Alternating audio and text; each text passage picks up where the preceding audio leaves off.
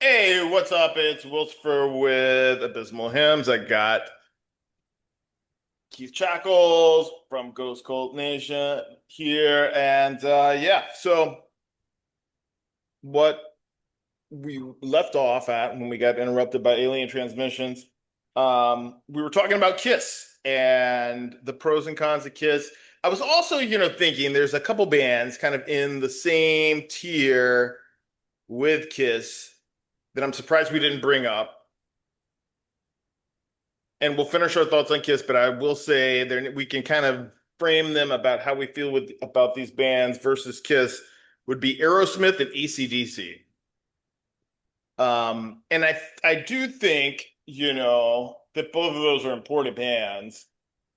Aerosmith kind of was the Van Halen of glam rock, I think. They took what the New York Dolls were doing and ran it through a filter of Led Zeppelin so it was fit for radio play. That And is a very good assessment. yeah. And AC/DC, if you wanted to strip down Led Zeppelin and make them a punk rock band, that would have been AC/DC. That's kind of how I see it. Because all my friends that are punks that don't like Led Zeppelin love AC/DC. It's interesting. I always say that the three bands that punks and metalheads universally agree on most of the time, Motorhead, Misfits, and Ramones. Ramones is like a religion to me also. Ramones to me, I grew up listening on because they were a New York band and because they kind of put an era on the map themselves. Uh, they were played alongside of Zeppelin and AC/DC and Sabbath on rock radio in New York City. We used to have a channel called WNEW on AM and FM, and it was a news channel and a rock station. And they had this guy, Scott Muni, who was the drive time afternoon metal and rock guy, and he sounded like Johnny Most, who was the announcer for the Lakers. Havlicek stole the ball. It's like that. He Right. smoked a million cigarettes.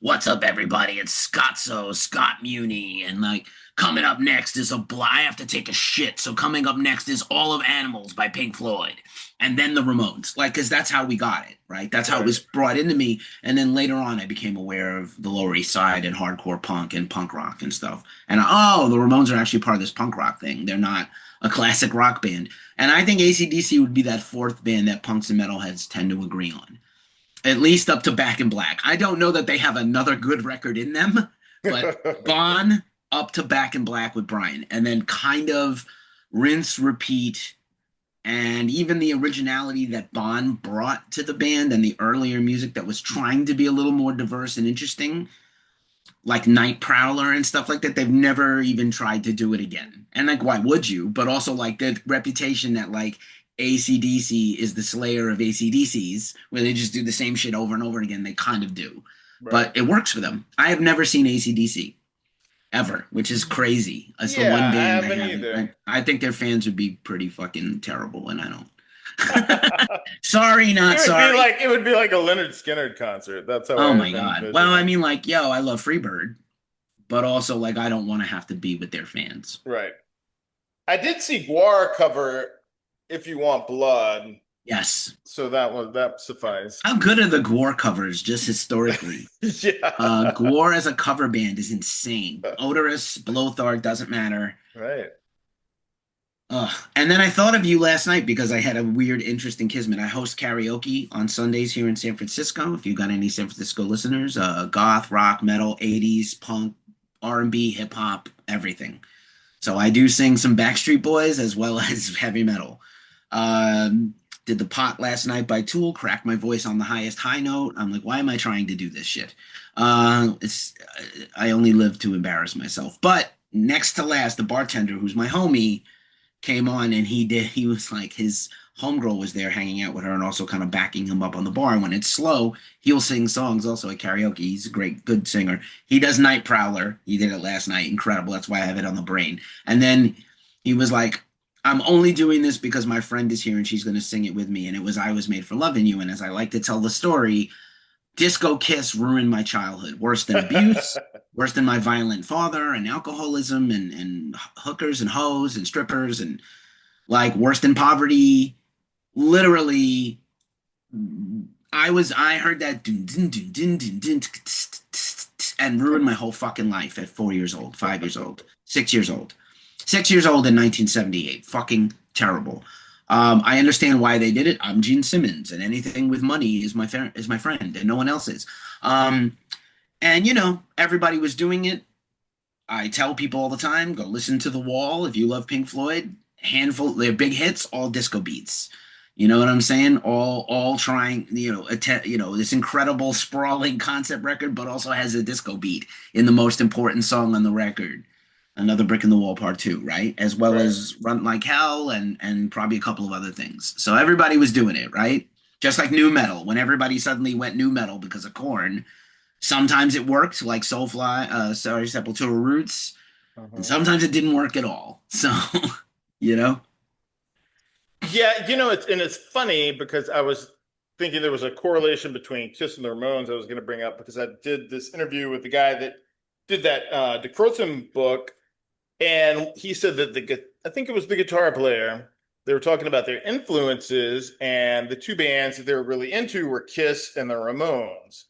And they said that Kiss got them excited about playing music and made them want to pick up instruments, but the Ramones showed them that they could do it, that anybody could do it. And I thought that was pretty, there was some weight to that. And I also think it kind of underlies the importance of Kiss because you got to think about how many people picked up guitars because of Kiss. I mean, Tom Morello, uh, you know, anybody from Skid Row to, I mean, even I think Tool was Adam Jones is into, you know, has a little bit of a Ace Frehley fetish, but yeah, that's a strange fetish to have. Not to be a mention, you ever star hear Ace man. talk? Whoa, a wise guy. He's like Curly Joe Yeah, from fucking The Stooges in real life. yeah. Guys from the I met him yeah. at a horror convention. Oh, how was he? He was drunk, so it was Yeah, not surprised. he was taller than I thought. I'd met Hmm. Gene and Paul before. Um, Peter's the only one I have not. Peter's my favorite. I have an unnatural love. I wanted to be a drummer. My Mhm. father was like, "Your stupid fucking brother already has guitars. I'm not gonna let you get drums. We live in the projects." I was like, "All right, noted." I'd love to talk to Peter someday or meet him just for a minute.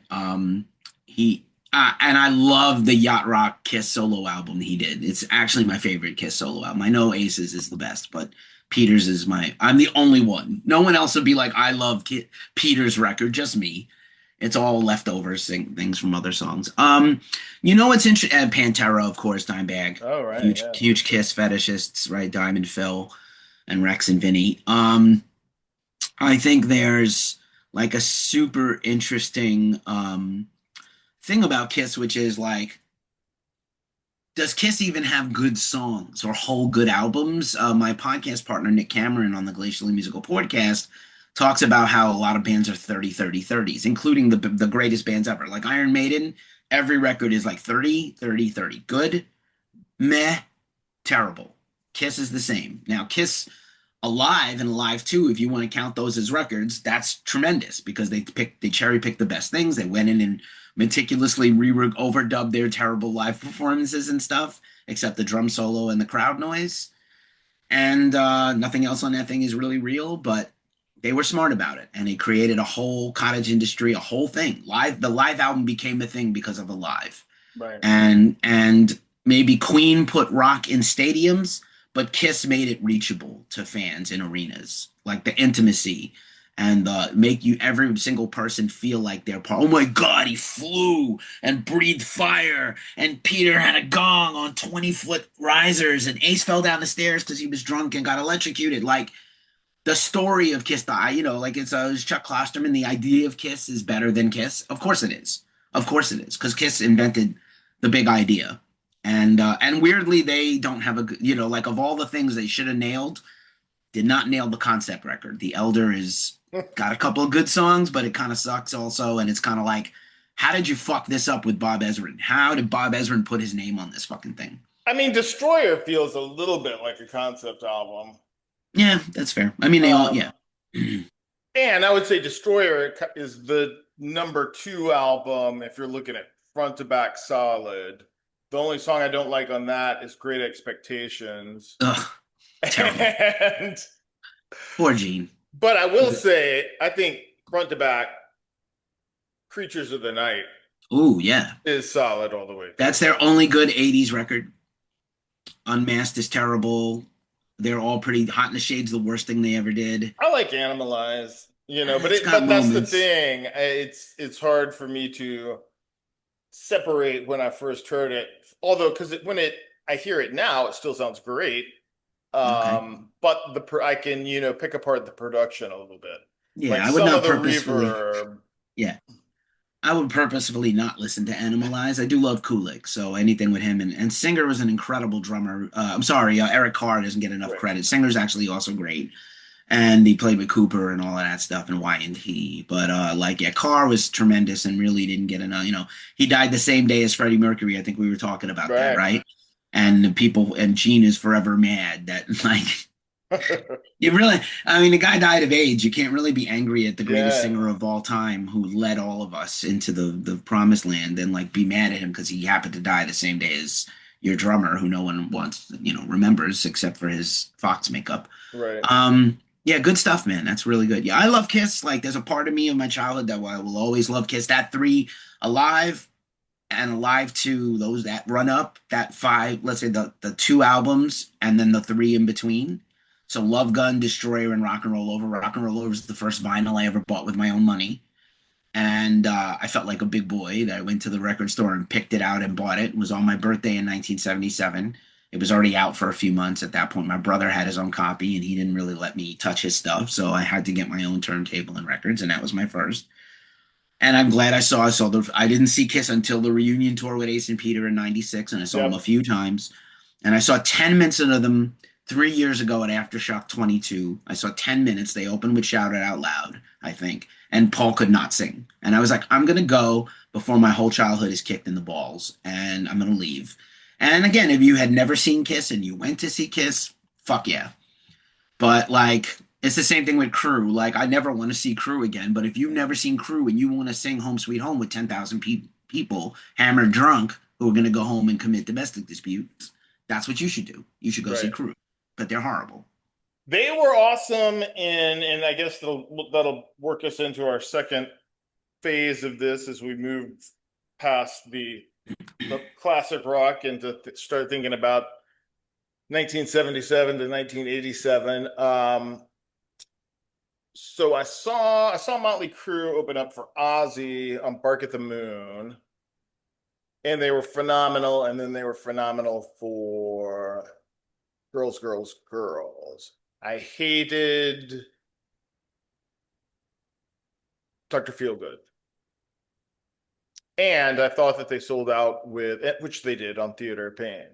So yeah, so they went from being incredible with their first two albums to, some severe. That was like Motley Crue for me was like my first big example of a band selling out with Theater of Pain, and because they changed the look, they started looking like Aerosmith. They took off the leather and the pentagrams, and you know, I don't know. But those first two albums are great. I can still listen to them. They just exist in a vacuum. Bastard is an awesome song. Motorhead did not write, but sounds like a Motorhead song. Right. Um, but also, Vince could never sing. And you know, I don't know. I think Motley Crue is always overrated.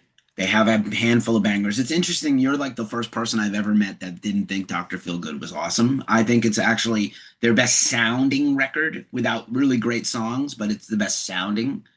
I saw them perform it on some Ozfest with Ozzy, and then Crew was next. It was like 15 years ago, and Tommy Lee had like was shooting off Roman candles with his bare hands and burned his fucking hand, so he couldn't play the drums. So they had Morgan from Seven Dust play drums, and Tommy's just hanging out like with a stick in his one hand and a huge fucking bandage that looks like a broken foot on his hand. And then the Joey Kramer comes out because he lived in the area in Southern Mass at the sort of amphitheater down there between Boston and Rhode Island, and he tried to like teach him "Home Sweet Home" on stage in front of 15,000 people.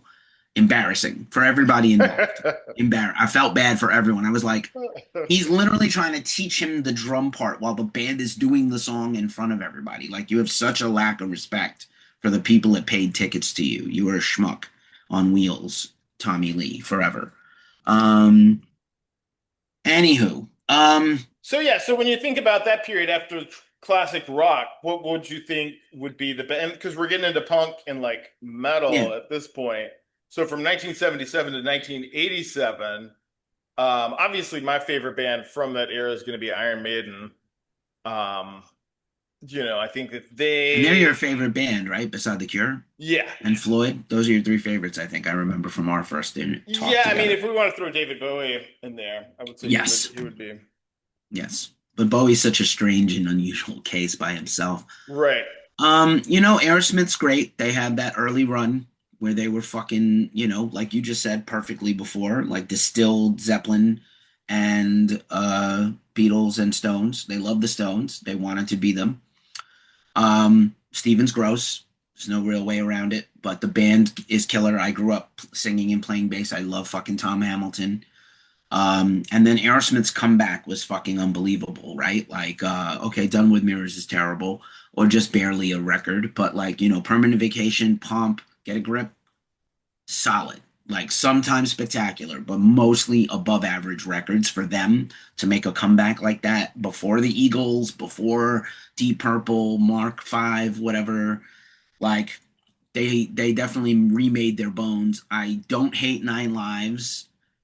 There's some bangers on there also, which they really barely wrote that album. It was all brought in writers, Marty Fredrickson, Russ Ballard, Desmond C. Child, you know. I love saying that Dimebag reference. But yeah, man, like and then they fell off a fucking cliff, right? And then Steven is terrible. Like, please, if you're gonna, somebody who's managing these elder rockers, and pay attention when we get other books about Metallica people and Lamb of God, more books from them. Randy's book is pretty great, and he told on himself in the first book a lot about his alcoholism and violence and stuff. But don't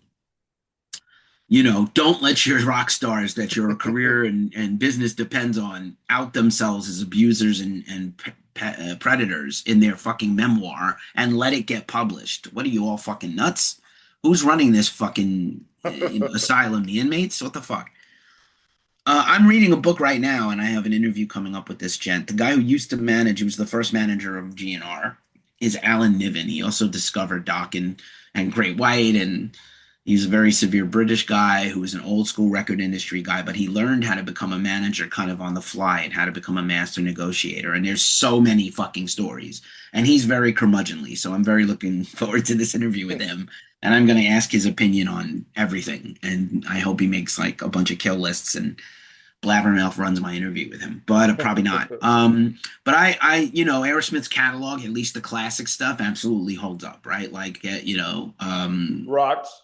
Rocks, Toys in the Attic, those records are unfuckwithable, and they were out of their mind high. And sometimes, and they were lucky to have great production. But like, it's weird that America, we really don't have that many great rock bands compared to the British invasions. Right. ZZ Top doesn't get mentioned nearly enough, but like, until they kind of went glammy pop in the 80s, they were a second tier band. They kicked ass. I love that music.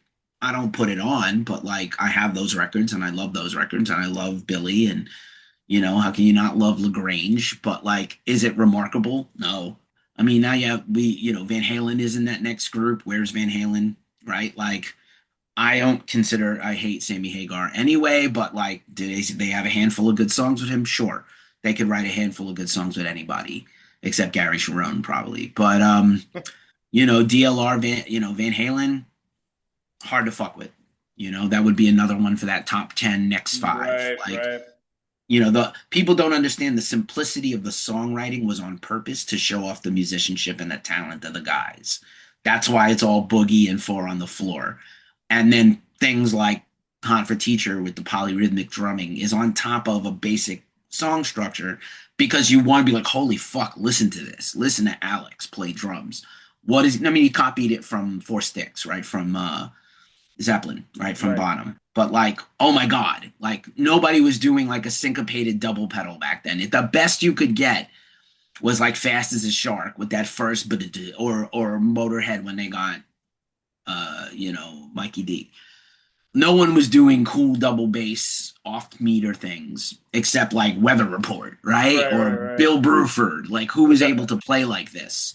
So, like, oh my God, Van Halen tapping and all this crazy solos. But actually, his rhythm work and his ability to like weave a solo in between like measures of a verse is insane, right? Like, so, like, they were always playing over their heads because they kept it basic on purpose. That was the formula, right? A basic song and flash on top of it. And so maybe that sacrifices the depth of the band at all. They're not exactly writing Kashmir, right? They were writing about babes and rock and roll. right. Which there's a Um, place for that. there is a place for that. And then in terms of punk, and then I think you have this sort of New York City no wave pre-alternative rock. So Talking Heads, Blondie morphing from a punk band into kind of a pop band, but also able to do a lot of things. You know, Blondie is like the Led Zeppelin of that whole era in that scene because they would literally try anything because Debbie could sing anything and they could play anything. Clem Burke and Stein were master musicians, right? And I have a big soft spot for Blondie, and I don't think they quite get their due, even though Hall of Fame and all that. And I'm actually excited. There's a new Blondie record coming out. I'm very excited about. Devo's another band. I think they don't get enough credit because they're so on purpose nerdy and weird. But like they didn't get enough credit. The Cars are another band. But again, these are all you would not compare these bands to Floyd, Sabbath, Bowie, No. right? Or Queen. They're all a step down to me, a little bit. Not a humongous step. It's not a diss. It's just to say that there's only one Fabergé egg, and all other eggs are just eggs, I right? would And that's say the Talking Heads come the closest to like reaching that level because they had a bigger scope of what they did. yeah. You And they know? were also incredible musicians, like Tina Weymouth and Jerry Harrison, right? Like unbelievable. Like I know that David gets all the attention. David is doing like huge venues on his next tour, like 8 to 10,000 people. I was like, David Byrne is going to sell the Bill Graham here in San Francisco at 8,000. I saw Gojira and Deftones there. Like, what? That's the only medium-sized venue we have, and then it's the Chase Center, basketball center, right? Right, Like right, the right, arena. So, like, I don't know. Like, they're gonna. I was like, word. I mean, I could walk to the show, so it's tempting, right? I right. love to see. I haven't seen Talking Heads in forever, and probably never getting back together again. So maybe David is my only chance to hear that stuff. Yeah, I've seen the Tom Tom Club before, but I never Yep. saw Yeah, the David. So heads. that is a thought. It's tempting. Yeah, it is. Who else And you got? I think so. In this era, I think a band that's important. I don't know if they're my. I like them a lot, but they get overplayed sometimes. But I think they're important in carrying the torch for rock and roll. Would be Guns N' Roses, and I think that they kind of bridge the gap. And I have another friend that I'm going to talk to about the kind of post T-Rex glam era and how important that was for music in the underground, basically. But Guns N' Roses were like super into like the Dead Boys and Alice Cooper. So we think of them as these big guys from MTV, which, is what they became. But at their heart, they were almost more of a punk band when they first started.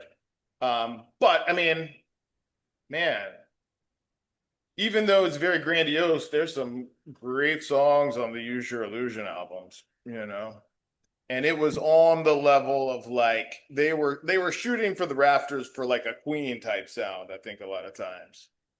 With those big like meatloafy piano ballads. Which Totally. right. I'll turn off November Rain. I don't like it. But I've heard some people like knock the hell out of it when they're covering it, and that lets me know that it's still a Yeah, I good did it. I song, did it recently, and I would say like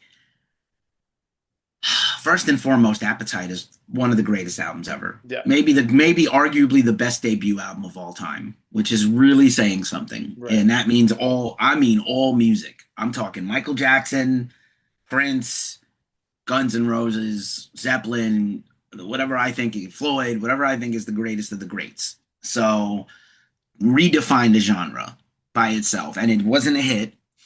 And this book, Alan Niven is talking about, like how they did it, like how they just kept like they faked it till they made it. But like, and the band was a disaster, honestly, even through all of that, with Slash and Izzy horribly on drugs and Steven and Slash, sorry, incapacitated. And Izzy was the only person Axel would listen to if he listened to anyone, and he didn't want to listen to no one. But yeah, Appetite's incredible. I think GNR Lies is super interesting. One in a million, notwithstanding being terrible. And Look at Your Game Girl. I don't fucking understand, but this fascination. But Use Your Illusion 1 and 2, like Load and Reload, it's better than both of those, but it would make one good album if they trimmed the Right. fat off of it. But they came out on my birthday in 91.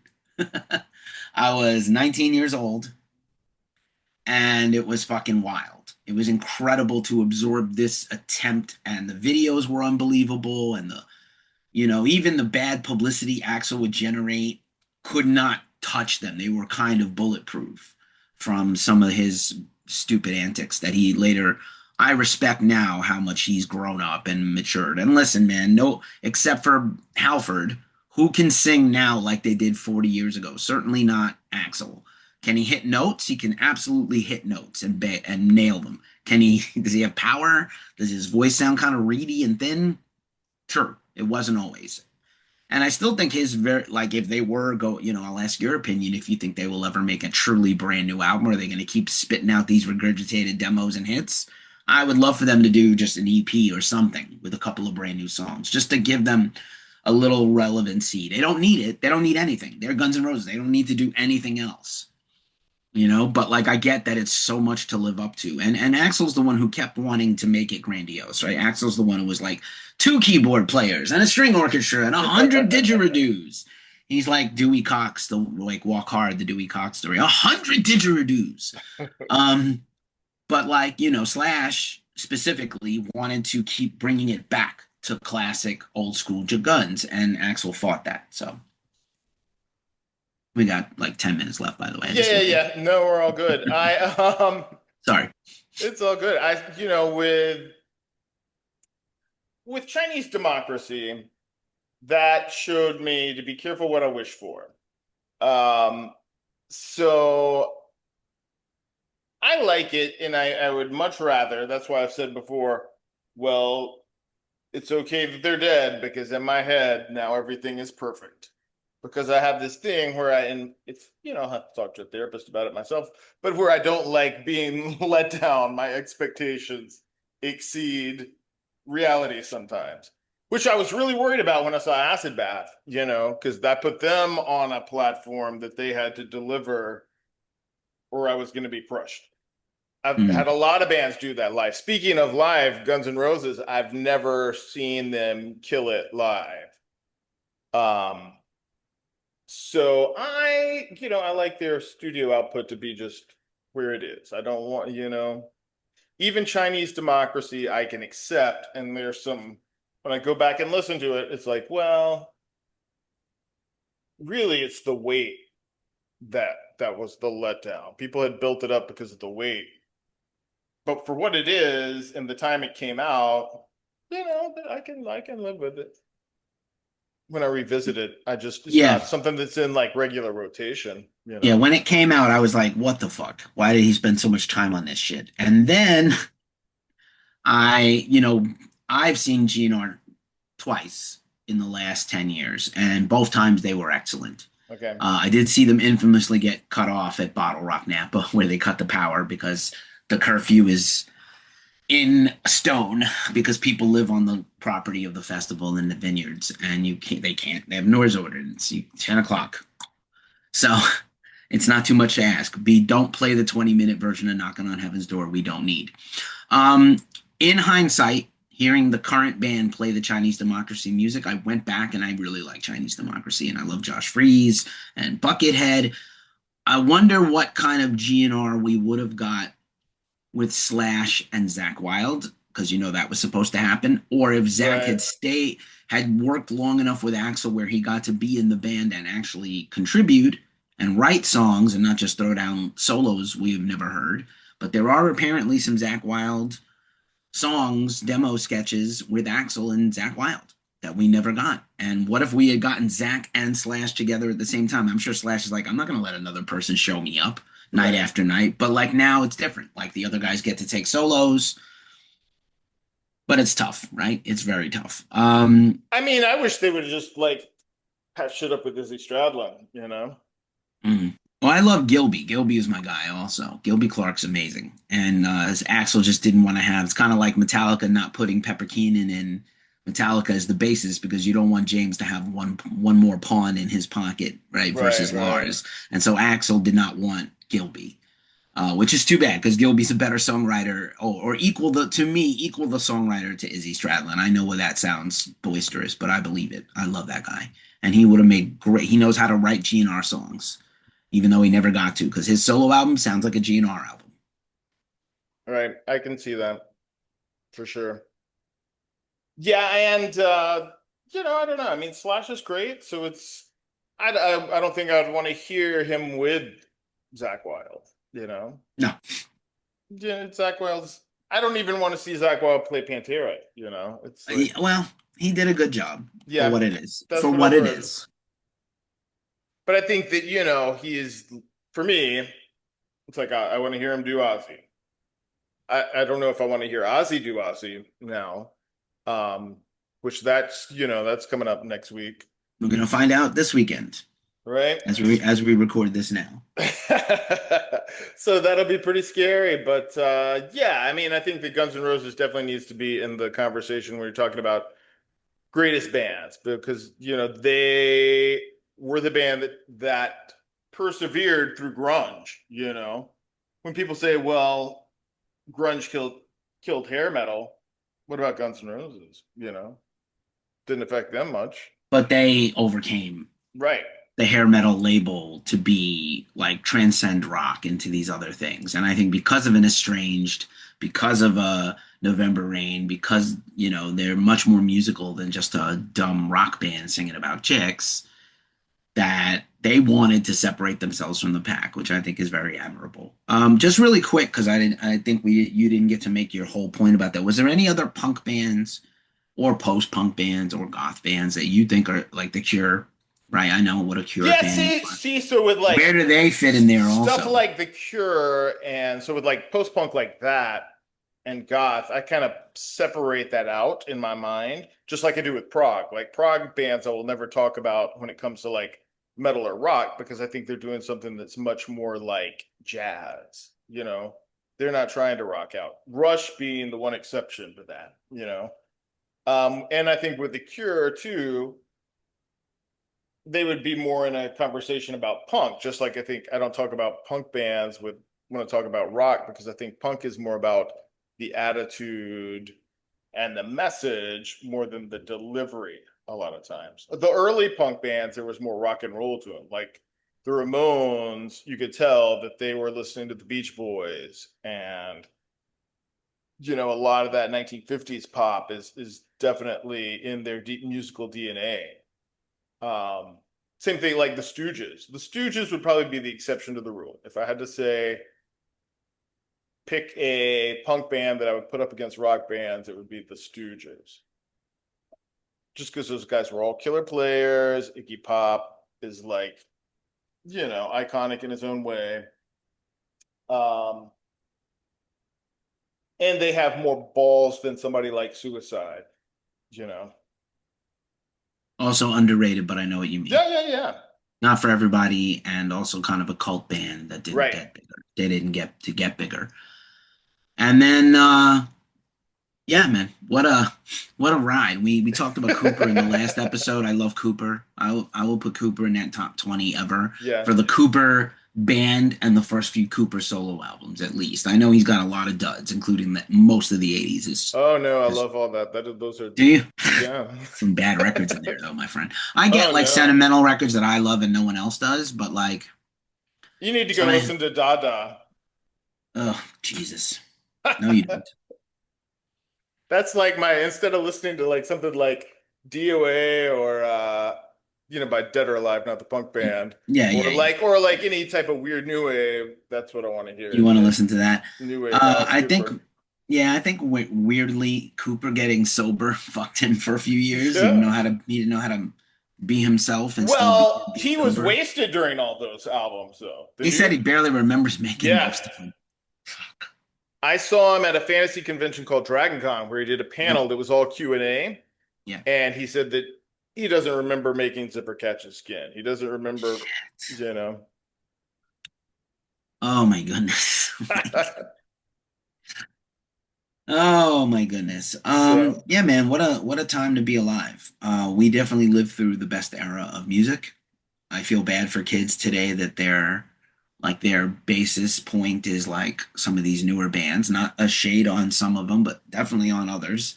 And we had it good.